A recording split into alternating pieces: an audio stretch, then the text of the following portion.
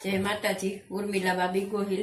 આજે આપણે મગજની લાડુડી બનાવશું અને એ પણ બે જાતની, એક ગોળવાળી અને એક ખાંડવાળી।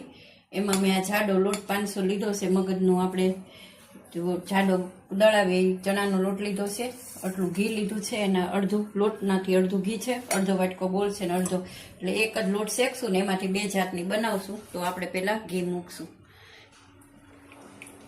દેશી ઘી લીધું છે।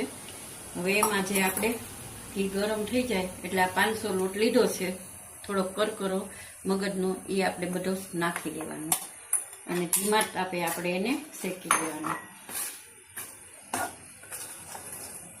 એકદમ ધીમા તાપે આપણે 15 થી 20 મિનિટ લોટને શેકવાનો છે। જોઈ શકો છો આપણો લોટ સરસ શેકાઈ ગયો છે।